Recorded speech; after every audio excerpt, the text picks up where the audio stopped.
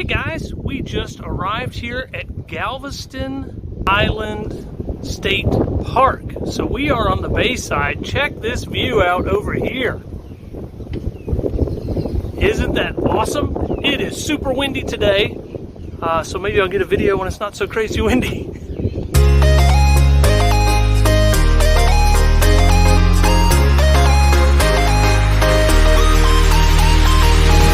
This week we stayed at the Galveston Island State Park.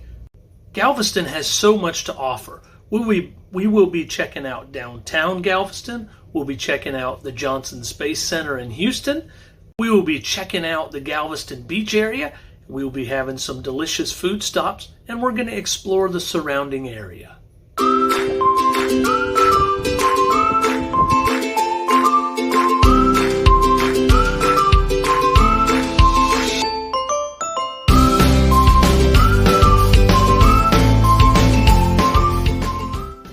Galveston is really 4 places in one, and that's not including Houston. It's such a neat place. You have the beach and vacation area along Seawall Boulevard. You have the port of Galveston. You have the downtown area, or the Strand. And you have the calm beaches on the southern side of the island with many, many beautiful homes to look at. Okay, this is a pretty important piece of American history. Not just Galveston history, but American history. The Listen Up Nerds segment in the last episode was so well received that may become a recurring segment, let's say.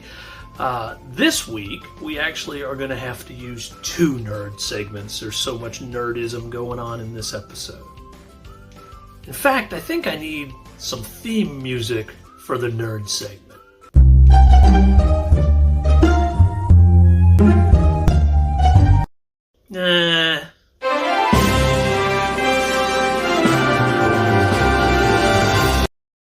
Nope.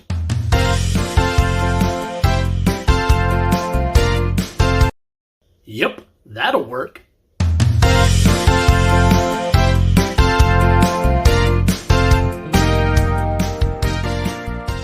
Before we take a closer look at the 4 regions, we need a little bit of a history lesson. In 1900, there was a Category 4 hurricane that hit Galveston Island. 6,000 people on the island were killed, and it's estimated, historians estimate, 4,000 to 6,000 other people were killed.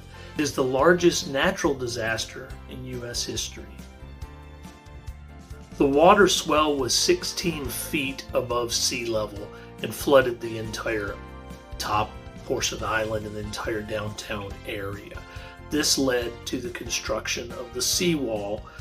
The other part of the reconstruction is what they called the grade raising. What they did was they raised the downtown area between 7 and 17 feet. All of the buildings and homes. You're dealing with estimated about 500 blocks, and it took 8 years to do so. Today, the seawall area is where you find the majority of your vacation spots. Your kite shop, your ice cream shops, your rainforest cafe, all that kind of thing. That's all on the Seawall Boulevard. There's an amusement park on the pier. Beautiful area, big spring break destination, a great vacation area for families as well. I had this great idea to do a time-lapse video of Seawall Boulevard. However, the day I decided to do it, it was so foggy you could hardly see it. I'm going to post it up here in the corner anyway so you kind of get the idea.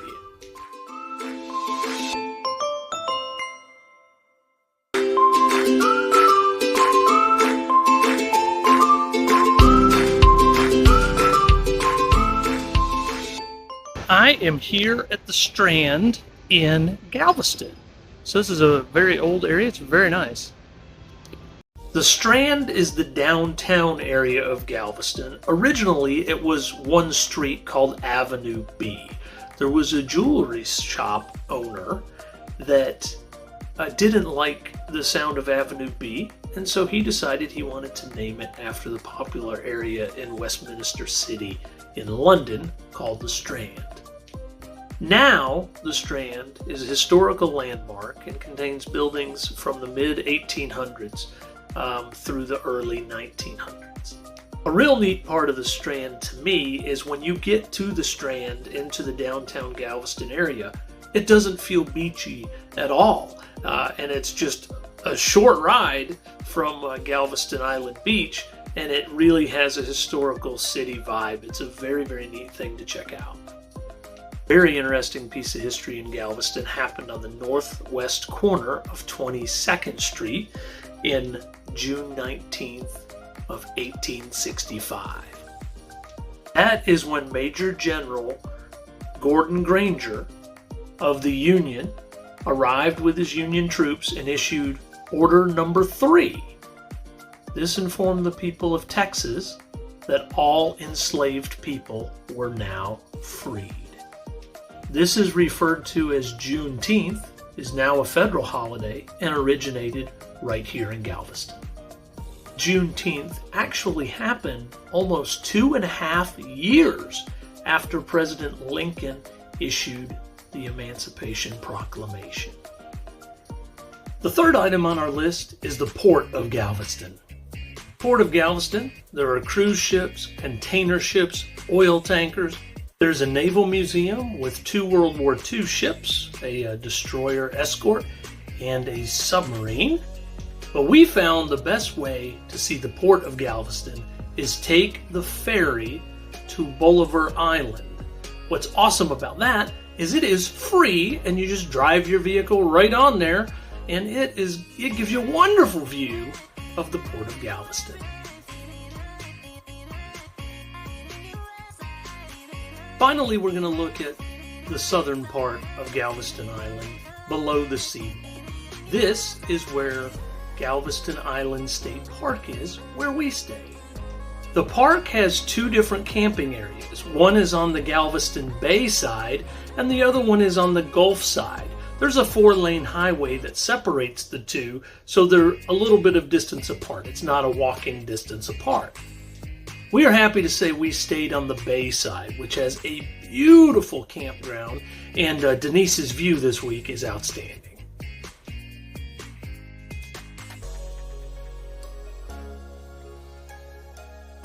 Such a neat design. It's just a giant circle, and then all the camping spaces are kind of angled off of that, so it's very, very easy to back in your vehicle.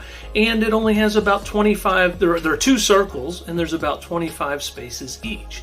Now on the Gulf side, there are many spaces, and they're a little bit closer together, but also all you have to do is walk over the breezeway and you are on the Gulf Beach. And in that area, there are no homes, and it is just a gorgeous place to walk, and we took Lilo there almost every day.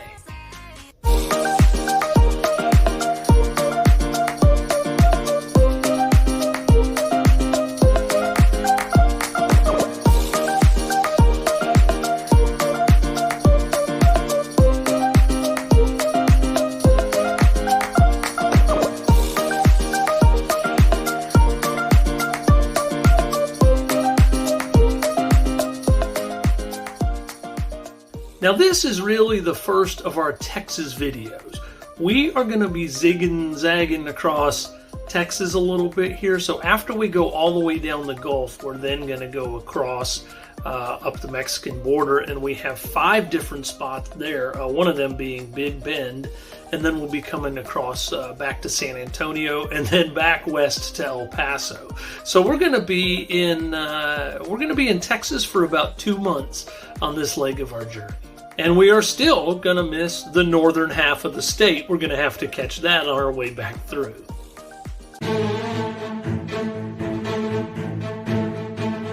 A wildlife sighting, and this was a big one. This was our very first day in Texas.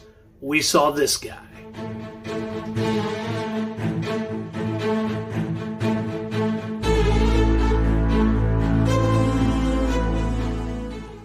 Now, in addition to our first western diamondback rattlesnake, we also saw coyote, alligators, all kinds of birds, noisy birds waking us up every morning. They were having a great time out there. What a wonderful park to check out, and great walking trails as well.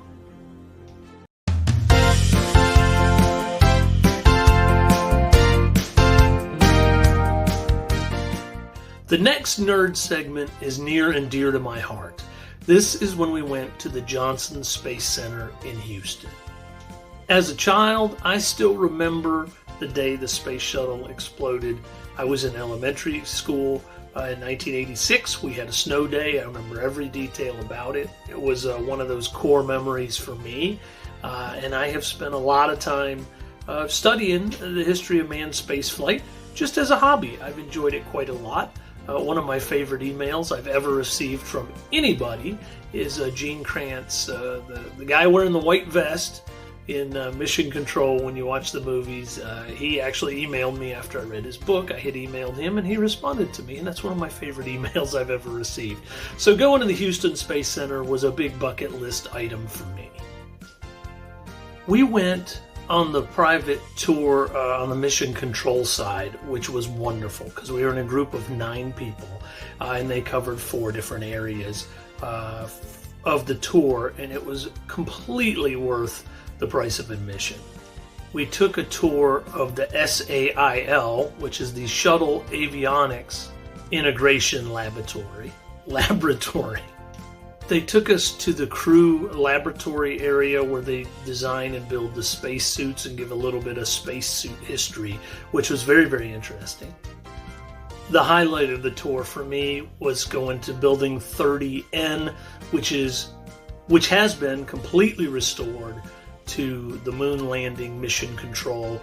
They play a video and animate everything in there.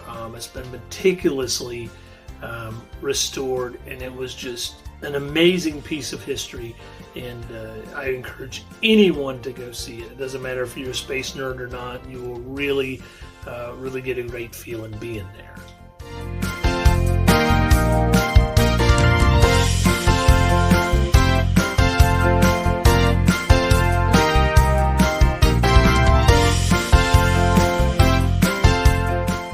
In the crew systems laboratory, I had a couple really neat experiences. One was they have Gus Grissom's actual space suit that he wore on the second American manned mission to space. They also had Ed White's spacesuit, which was the first American spacewalk, which was really, really neat to see. I saw Judith Resnick, who perished in the shuttle disaster in 1986. They had her flight suit in there. Sally Ride's shuttle coveralls were in there. It was such a neat thing to see. It was really neat when we were in the sail area to see what we call the Ghost Shuttle. The Ghost Shuttle is a space shuttle for all practical purposes that has no wings and no skin. It's in a building, has all of the electronics, and every single space shuttle mission was run parallel. As the space shuttle was in space on the mission, it was being duplicated on ground so that any diagnostics, anything that needed to be figured out, any issues could be worked out real time by the other astronauts and engineers on the ground. It is still considered an actual shuttle, even though it never flew, of course. It doesn't have any rockets on it, but they do call it the Ghost Shuttle. A wonderful experience seeing that. Last segment of the tour was the current mission control, which was also quite interesting.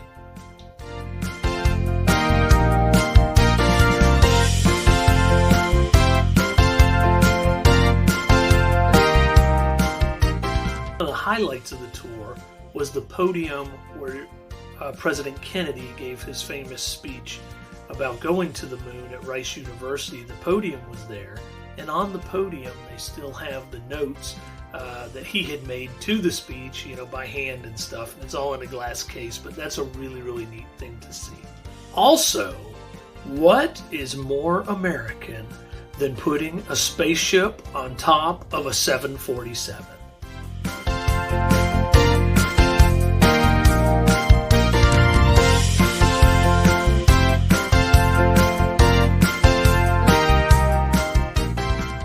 I could talk about the Johnson Space Center and the history of it all day long.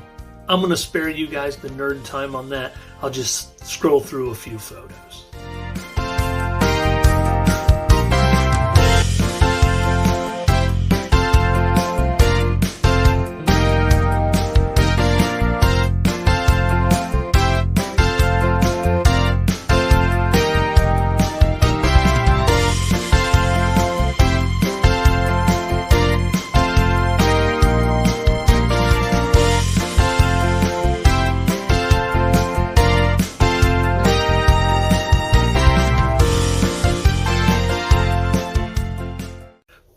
couple neat food stops this trip, and both of them were right downtown Galveston when we were near the Strand.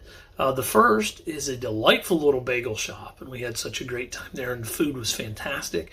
And then we went to a historical, what they call a drugstore, which is really a soda fountain and diner, and great food there as well. Both great places to check out.